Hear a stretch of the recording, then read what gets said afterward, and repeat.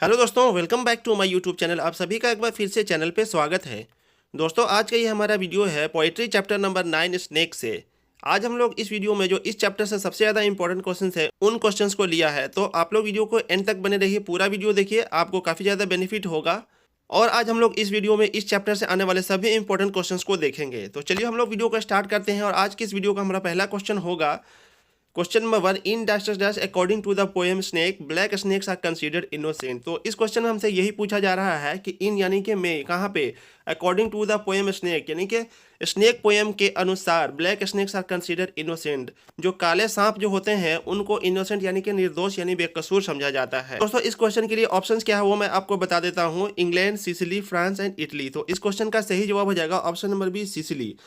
दोस्तों, यहाँ पे मैं आपको एक बात बताना चाहता हूँ कि आप लोगों ने इंग्लिश की तैयारी के लिए जो गेस्ट पेपर खरीदा होगा, तो कुछ गेस्ट पेपर्स में मैंने देखा है कि इस क्वेश्चन के लिए गलत आंसर दिया हुआ है और वो आंसर दिया हुआ है इंग्लैंड, जबकि इसका सही आंसर होगा ऑप्शन नंबर बी, सिसिली। यहाँ पे आप लोग देख सकते हैं, जो हमारा बुक है इंग्लिश का उससे हमने स्क्रीनशॉट यहाँ पे लगाया हुआ है। यहाँ पे आप लोग देख सकते हैं, for in Sicily the black black snakes are innocent, ये पोएम से लिया गया है, उसका स्क्रीनशॉट है। तो आप लोग यहाँ पे देख सकते हैं कि यहाँ पे बिल्कुल क्लियरली सिसिली नेम मेंशन किया हुआ है।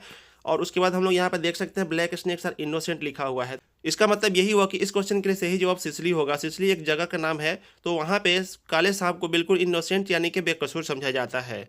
तो आप लोग कंफ्यूज नहीं होइए, आप लोग गेस्ट पेपर बिल्कुल खरीदिए, उससे तैयारी कीजिए, लेकिन थोड़ा सा आप लोग क्रॉस चेक कर लीजिए, क्योंकि हो सकता है कि हमने ऐसे बहुत सारे क्वेश्चन देखे जिनका गलत आंसर दिया हुआ है। आप लोग यूट्यूब पे वीडियोज वगैरह देख करके उस पर क्रॉस चेक कर लीजिए कि सही आंसर है या गलत दिया हुआ है। तो इस क्वेश्चन के रिगार्डिंग में मैं आपसे यही कहना चाहता था। चलिए अब हम लोग अगले क्वेश्चन की तरफ बढ़ते हैं। तो आज की इस वीडियो का हमारा अगला क्वेश्चन होगा, who is the speaker in the poem snake, यानी कि स्नेक पोएम में स्पीकर कौन है, जो वक्ता है वो कौन है। स्पीकर का मतलब वक्ता होता है, आप लोग जानते ही होंगे।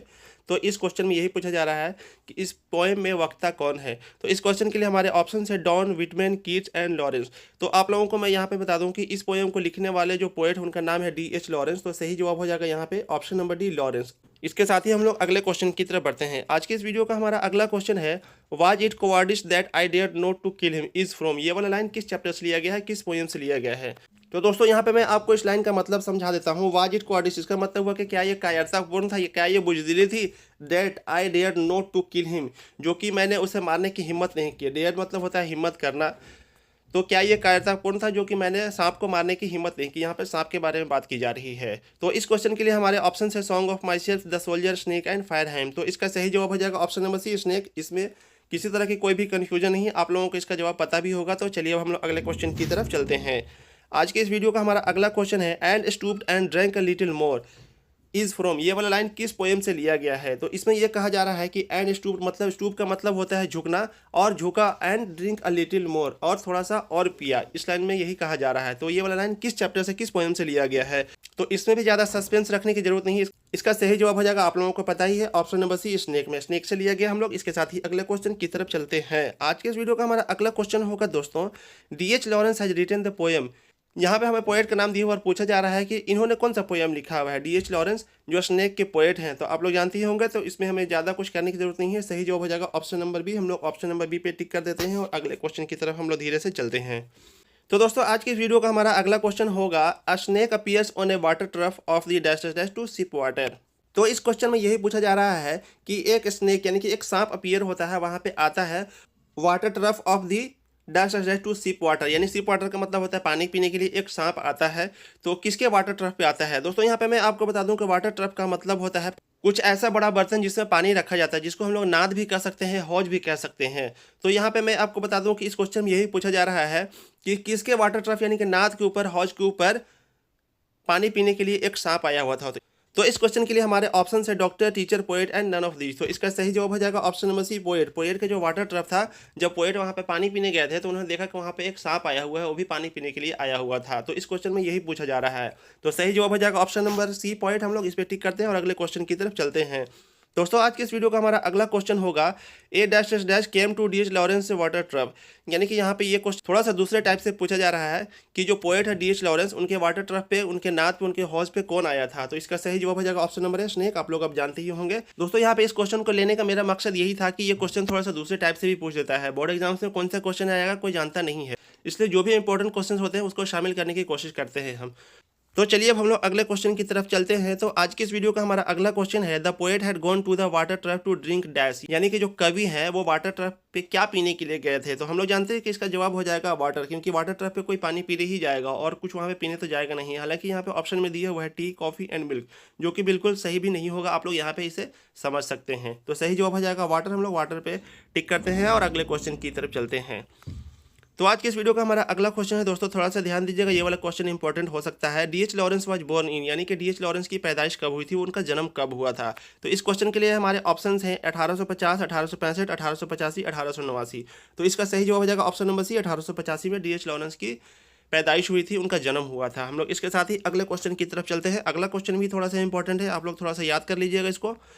डीएच लॉरेंस डाइड इन, यानी कि डीएच लॉरेंस की मृत्यु कब हुई थी। ऑप्शन हमारे 1950, 1930, 1935 एंड 1940। तो इस क्वेश्चन के लिए हमारा सही जवाब हो जाएगा ऑप्शन नंबर बी, 1930। हम लोग इस पे टिक करते हैं और अगले क्वेश्चन की तरफ चलते हैं। दोस्तों आज के इस वीडियो का हमारा अगला क्वेश्चन है, the poet compares the snake to a dash dash bird albatross. तो इस क्वेश्चन में यही पूछा जा रहा है कि जो पोएट यानी कि जो कवि हैं वो सांप की तुलना करते हैं, कंपेयर्स द स्नेक यानी सांप की तुलना करते हैं। तो किससे करते हैं, एक बर्ड अल्बाट्रोस है उसके साथ तुलना करते हैं। तो वो कौन सा बर्ड है, किस तरह का बर्ड है।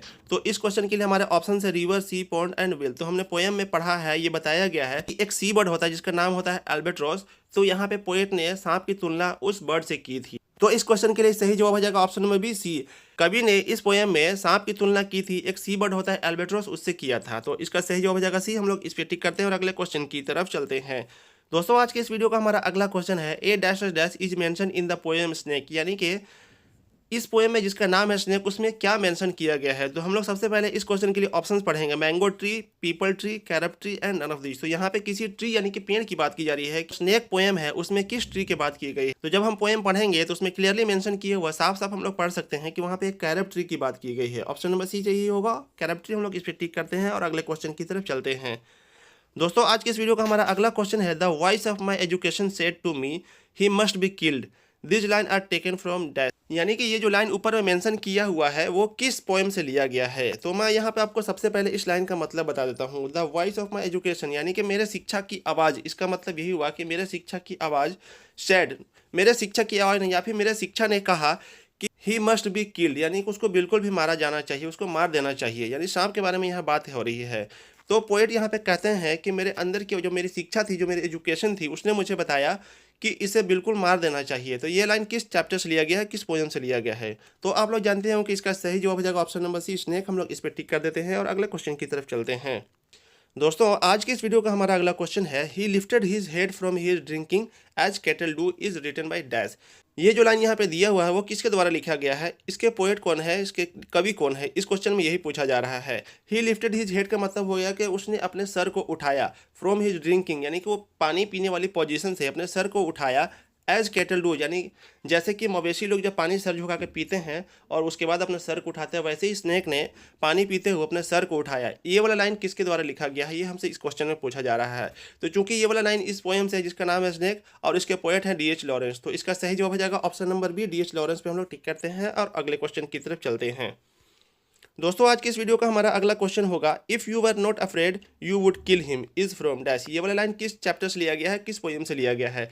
तो इस लाइन का मतलब यही हुआ कि if you were not afraid यानी कि तुम जब डरे हुए नहीं हो, यू वुड किल हिम, तुम उसे मार दोगे। यानी कि यहाँ पे सांप के बारे में बात की जा रही है कि अगर आप सांप से डरे हुए नहीं है तो आप उसे मार देंगे। ये लाइन किस पोएम से लिया गया है। तो इस क्वेश्चन के लिए हमारे ऑप्शन है snake, an epitaph, song of myself and the soldier. तो हम लोग जानते हैं इसका सही जवाब हो जाएगा ऑप्शन नंबर ए, स्नेक। हम लोग इस पर टिक कर देते हैं और अगले क्वेश्चन की तरफ चलते हैं। आज की इस वीडियो का हमारा अगला क्वेश्चन है, the poet in snake picked up dash dash dash A log, यानी कि इस क्वेश्चन हमसे ये पूछा जा रहा है, ये जो पोएम है जिसका नाम स्नेक है उसके जो पोएट है उन्होंने क्या उठाया था। तो दोस्तों इस क्वेश्चन का मैं मतलब बता देता हूँ आपको कि इस पोएम जिसका नाम स्नेक है जिसके पोएट ने एक लकड़ी का क्या उठाया था। लॉग का मतलब होता है लकड़ी का लठ था, लेकिन उसके पहले डैश डैश यानी खाली जगह है, तो क्या उठाया था। तो दोस्तों यहाँ पे मैं आपको बता दूं कि इस क्वेश्चन का सही जवाब हो जाएगा ऑप्शन में भी, क्लमसी। क्लमसी का मतलब होता है एक छोटा सा लकड़ी का टुकड़ा उठाया था सांप को मारने के लिए। तो इसलिए इसका सही जवाब हो जाएगा ऑप्शन में भी, क्लमसी। हम लोग इस पे टिक करते हैं और अगले क्वेश्चन की तरफ चलते हैं। आज के इस वीडियो का हमारा अगला क्वेश्चन है, who wanted to kill the snake, यानी कि सांप को कौन मारना चाहता था। तो इस क्वेश्चन के लिए ऑप्शन है the poet, the neighbour, the gardener, the children. तो हम लोग जानते हैं कि पोएट के वाटर ट्रैप पे एक सांप आया था जिसको पोएट मारना चाहते थे। तो इसका सही जवाब हो जाएगा option number A, the poet. हम लोग इस पे टिक कर देते हैं और अगले क्वेश्चन की तरफ चलते हैं।